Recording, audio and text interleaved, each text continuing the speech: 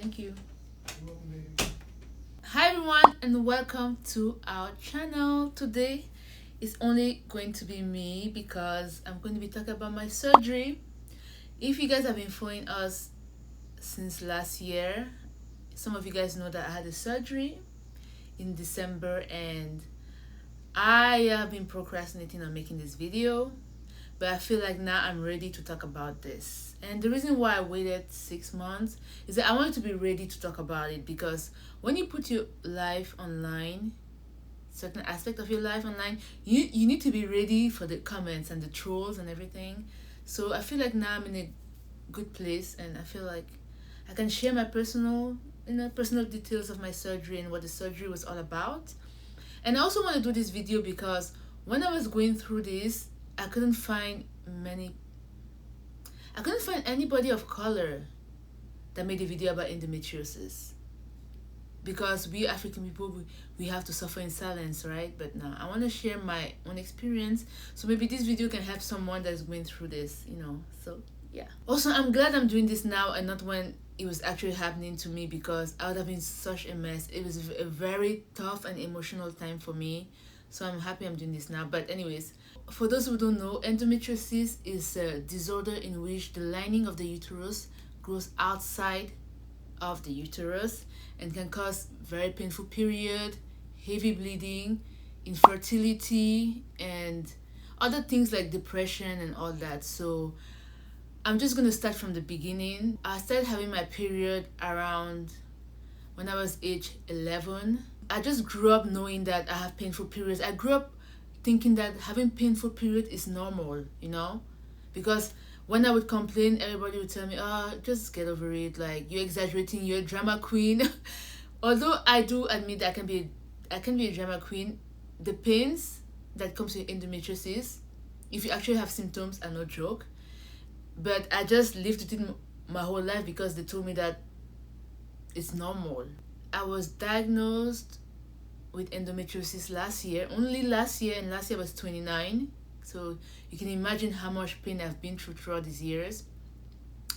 And when I got to America and I was assigned a OBGYN doctor, she's a female, I told her about my painful periods and she said, oh, it's normal. And she told me she asked me if I want to take birth control, and I refused.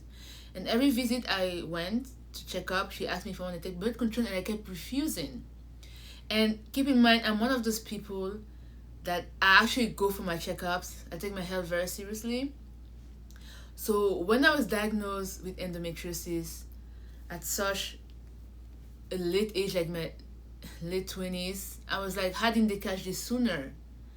And how I found out I had endometriosis was after I got back from our 1-year anniversary. Before that, I knew something was wrong, but I told myself I'm going to check it after my anniversary because I just want to enjoy the vacation. So when we came back, I went for a physical. So I went to see my primary care doctor, not my OBGYN, my primary care doctor, because I told her that I want to do a blood test, I want to do a checkup. And also when I lay down, I'm going to try and insert a picture. When I lay down in the morning, I wake up, one side of my stomach has a bulge. And I thought that was really weird. I don't know. I didn't know what that was. So I told the physician about it, and she scheduled me for an ultrasound, a vaginal ultrasound. I think it's called a transvaginal ultrasound. I went for the transvaginal ultrasound with Tattoo. The ultrasound tech took 20 minutes to examine me. And I was like, in my head I was thinking, it shouldn't take this long. So I was just looking at her because I wanted to see if she was seeing something that was not good, But she had a poker face on. And I just waited for my results. I think like a couple of days later, my result came in before they got to my doctor, because I'm with Kaiser and we receive our results before they get to the doctor. So I was curious and I looked at it. And I saw that it said I had fibroids.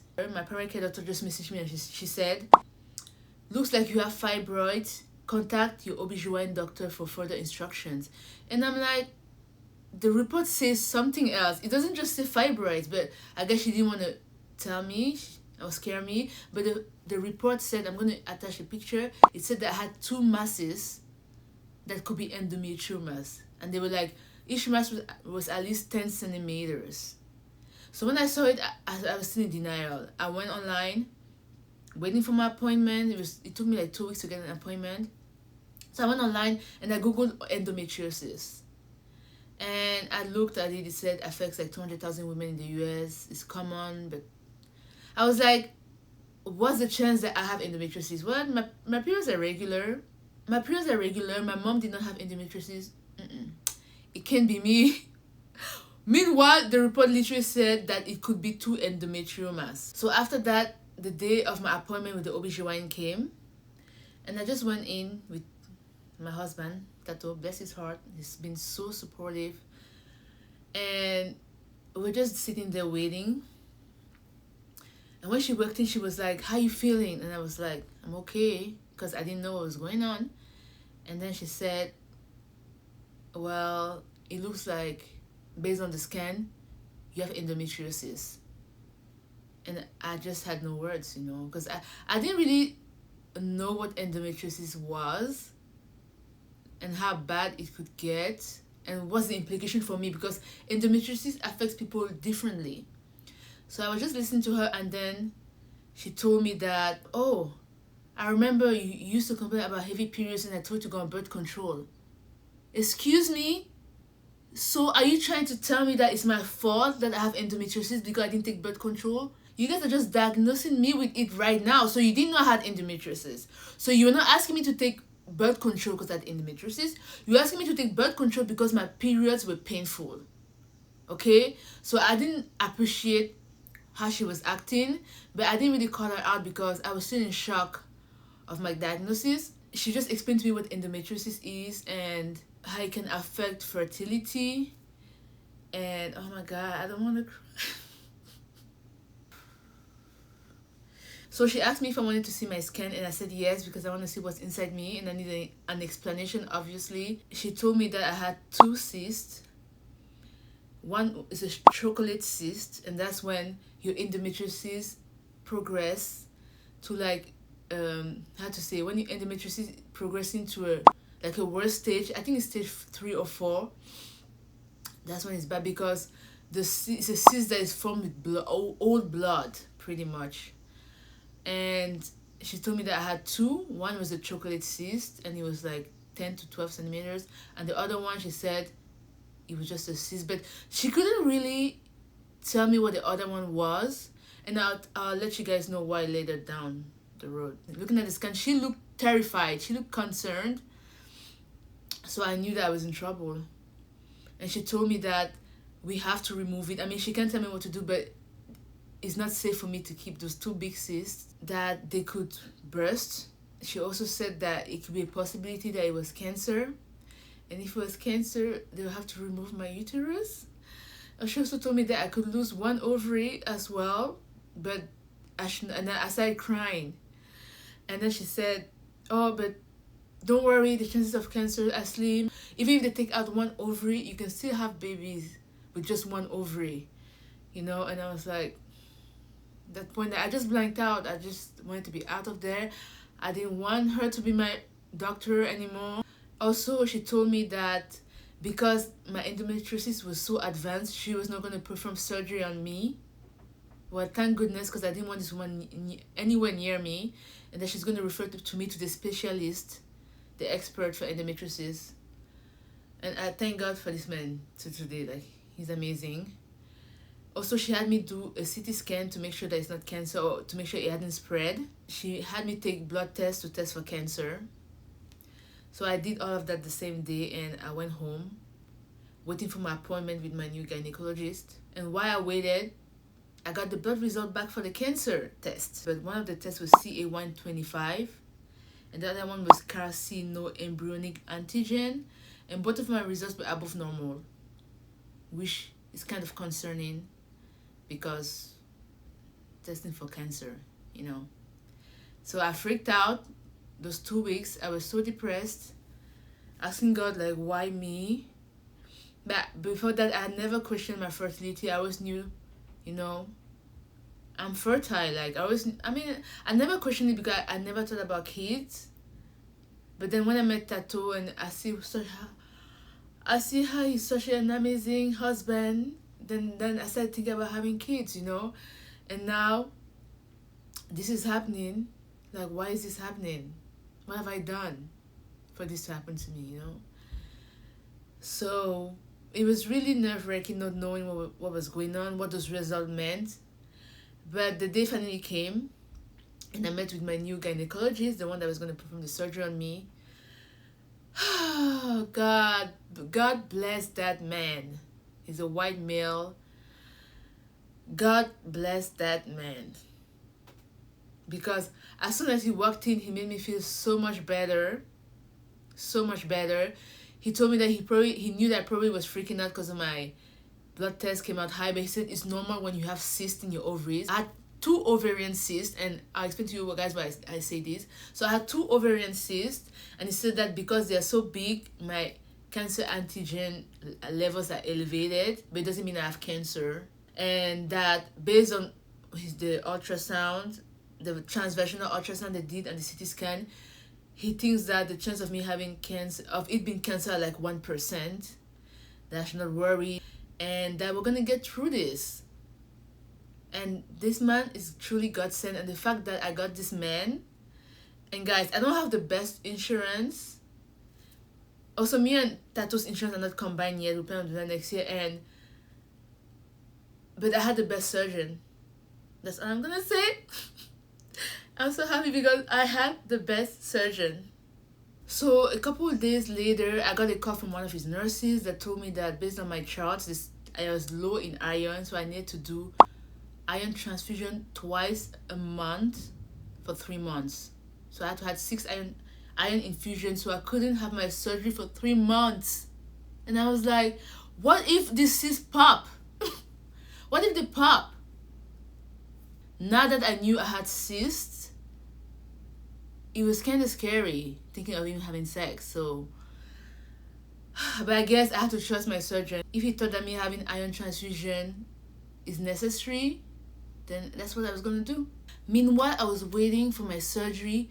The craziest thing happened, guys. Some of you guys don't know this, but I moved in with Tato in May 2021, and I'd sent my insurance my updated address, but they kept mailing my dad's house. So there's a month where I guess my insurance payment didn't go through, and I didn't know because I didn't receive any letter because my old bank card had expired. So that's why the payment bounced. And I don't know, something in my heart told me around December, around early December, to check. And that was when they were closing enrollment for insurances. So I just checked my account and I was like, why I can't log in into my Kaiser account? Why? So I called membership and I tell them, hi, I'm trying to log into my account. They tell me something is going on, and the lady's like, oh yeah, because you didn't pay. And I'm like, I don't understand, my payments are automatic. What do you mean I didn't pay? And then she said, well, you did not pay. I was like, we sent you a letter. I'm like, what letter did you send me? I didn't receive any letter. And then she was kind of being cool, and I was like, no way on earth I'm not getting this surgery. No way on earth I'm going to go 1 year without being covered by insurance. No way. No freaking way. Do you know how long I've waited for this surgery? Do you know how much mental toll it's taking on me? Oh, guys, I put on my best acting skills, and I started crying. I was like, I'm having a surgery. No, don't do this. I'm having a surgery. You don't have a. And then she's like, wait, you said you're having a surgery? I said, yeah. I was like, you guys probably sent it to my dad's house because I moved. She said, you moved? I said, yeah, I moved. I was crying. Guys, I was crying over the phone. She said, hold on, calm down. Let me check if you changed your address. I said, I did change my address. I even changed my payment. I was like crying. And she's like, calm down, sweetie. It's going to be okay. I'm like, I have a surgery. I'll fight for my life. And then she did check and she saw that I moved in May. And I changed my address, but they were still sending emails to my dad's house. So she said that was the exemption, because enrollment was closed, but that was the exemption, and they could let me enroll back in, but I have to pay twice for that month. And I was like, of course, right? I was like, yes, thank you so much. At that point, I was like, I'll even pay triple. Give me back my insurance, okay? And on December 22nd, I had a call with my surgeon because my surgery was approaching, and we talked over everything, and he was asking me if I had any questions, and I told him, well, is there any way you could save my ovary? He said, yes, I'm going to try, but I can't promise you anything because I know you want to have kids.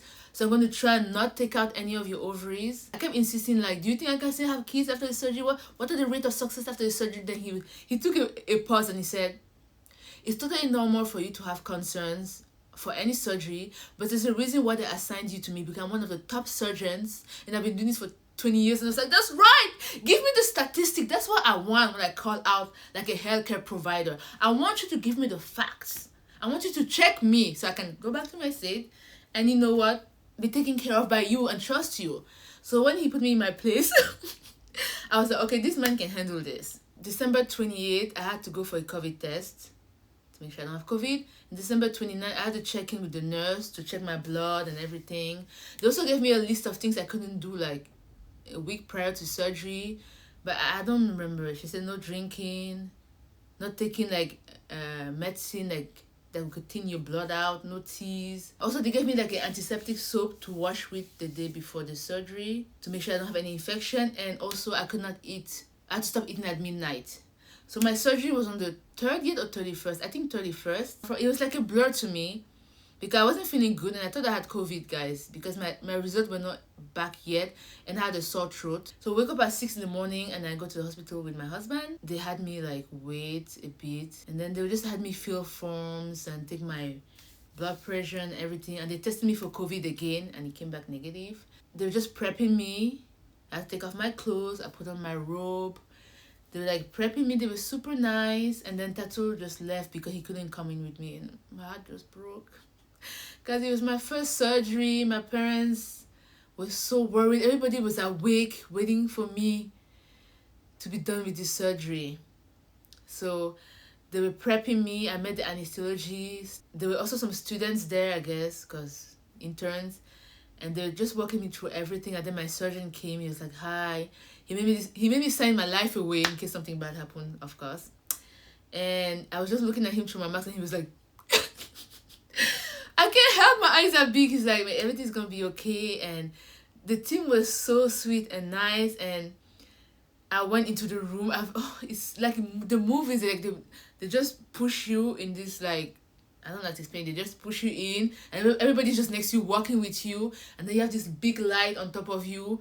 And then the doctor was like, the anesthesiologist is going to distract me while she puts the anesthesia in me. And I was like, yeah. And then the other students, people were just talking to me, and then I was gone. I didn't even realize that the anesthesia was reading me. I was gone. And keep in mind, guys, that day I was on my period. Like, my period wouldn't leave me alone. I was on my period on my surgery date. This period has traumatized me since I was 11. Oh. Anyway, I passed out, guys. And I think the surgery, I don't know how long the surgery lasted. I'll put that somewhere. But I woke up to a nurse talking to me. My surgeon was gone because he had to be somewhere else. And she was talking to me and I was like,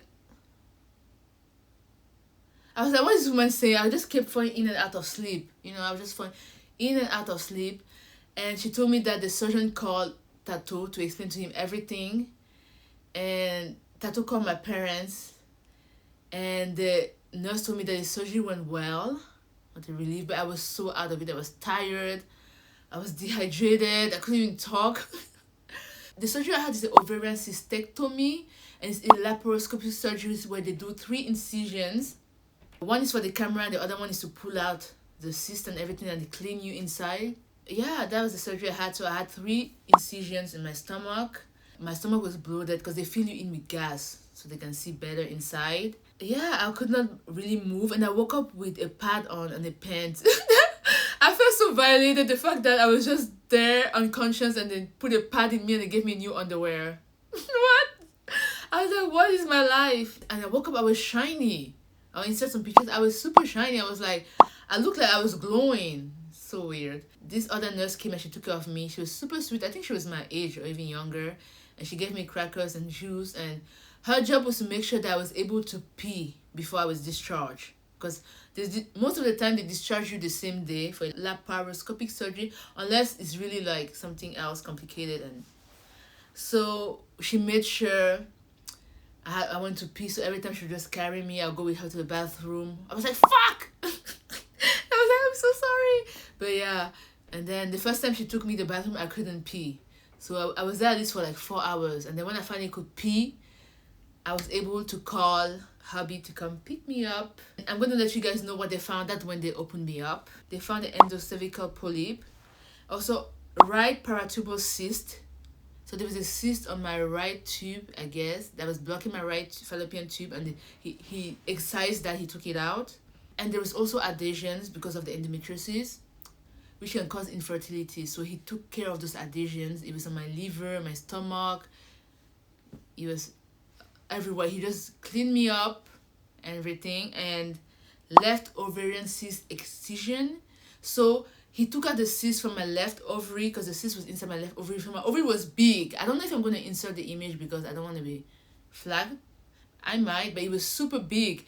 And when I was like, I had 2 ovarian cysts, when I did that, is because when you look at the ultrasound, you think that it's 2, but it's actually one big cyst. So my left ovary was like this. It was just one big cyst that was 20 centimeters long. And he took out all the cysts, but he saved my ovary. My ovary was like this, shrink and opened. So yeah, I'm so glad he saved my ovary, because he wanted to preserve some of my fertility. But with these kinds of procedures, you're gonna lose some eggs, you know. But the thing is that the pros of having the surgeries outweigh the cons, because I can't get pregnant with 2 big cysts. The baby's not gonna survive, you know. So I'd rather lose a few eggs and have a clear uterus, right, for the baby to grow properly, than have 2 big cysts and maintain my eggs. So that's what they found, and he tested the tissue and it was not cancerous. So yeah, that was a win for me. But he didn't touch my fallopian tubes because of the surgery. He wanted me to recover, and then he said after that we're going to check to see if my fallopian tubes are blocked. But they looked fine, and he also said I had fibroids on my fallopian tubes, but they're really small, so he didn't think anything of it. I went home and I recovered in 1 week, less than 1 week, because I can't sit still. I was struggling to just stay and do nothing. I couldn't do anything because my stomach was filled with gas. I couldn't even talk. I was coughing. And after I had the appointment with my surgeon, 2 weeks post-op appointment, and then when I arrived, everybody was like, "Are you okay? Are you okay?" I was like, "Yeah." Why is everybody asking me if I'm okay? What happened the day of the surgery? What really happened? But I was like, "Yeah, I'm fine." And then the surgeon came in, because I had the pictures of my surgery and everything that's happening in my body. So he was explaining to me that this was actually one big cyst, and then I have fibroids on my fallopian tube, but they're really small, and he does not want to touch my fallopian tubes as well because it could cause scarring and complicate with my fertility. But everything was cleared as much as possible. And then he asked me like, "How you feeling?" I was like, "I'm good." He said, "Do you have any problems?" I was like, "No, I'm fine." He said, "Let me see your stitches." I showed him my stitches. Then he's like, "Wait, so you're fine?" I was like, "Yeah." He's like, "Wow, that was fast." He's like, "My recovery time was fast." I was like, "Yeah, I'm a superwoman. I'm African woman, okay?" But yeah, I was like, yeah. He was really surprised that I recovered so fast. He was like, "That's great, you know?" He said I shouldn't have any problem trying to conceive. He asked me if we tried to conceive before. I said I've never actually tried to conceive, which is true. I've never thought of kids. But now that I knew I had endometriosis, oh yeah, I want to have kids. Absolutely, because, you know, I have endometriosis, so the sooner I have kids, the better. And he said, yeah, he doesn't think I'm going to have any issues conceiving. It's raining. So usually they ask you to try for a year. So he said if after a year of trying we still haven't conceived, then he'll check my tubes and we'll do surgery to remove the fibroids. But he doesn't think that it'll be an issue conceiving. And I just took his word for it, you know, like, that's my surgeon. He did a great job. And I'm not just saying that he did a great job, just say he did a great job. Guys, when my period came back, I felt nothing. For the first time in my life, I experienced a period without pain. For the first time in my life, I was able to have sex with my husband without having pain. What the hell is my life? I didn't know that was possible until I had this surgery. I thank God. Because honestly, guys, endometriosis is not something that is easily diagnosed, because most doctors will just say, oh, take birth control. And it's not something you can take a blood test for. So I feel like my cyst needed to be that big for them to take me seriously. Because if my cyst was not that big and I had tried to conceive before, they wouldn't have thought I have endometriosis, because it's something so hard to diagnose, because you actually have to have the surgery so they can see inside you. The way things just unfolded is only God. It's only God, guys. It's only God. He told us that we were free to start trying, but I didn't start trying until... Stay tuned to know when we actually started trying. So my surgery was December 31st. My post appointment was January 14th, and that's when he told me that we were clear to start trying. But for some reason we didn't start trying until... Stay tuned to find out when we started trying. But yeah, guys, thank you guys so much if you made it to the end of this video. This is my journey. I am an endometriosis warrior, and I've also changed a bit of my lifestyle because of endometriosis. So if you want to know more about that, let me know. I'm definitely going to talk more about that later on because of some upcoming news. But yeah, guys, I appreciate all the support you guys have provided for us. I hope that if you're dealing with endometriosis or you suspect that you have endometriosis, you should definitely advocate for yourself, and you know, find groups that you can talk to. And I'm just here to like share my experience, and that's it. And I hope that I was able to give you guys as much information as I can. If I forgot anything, I'll write it on the screen, because I'm not the best speaker, but I try. Alright, guys. Alright. That's it. Bye.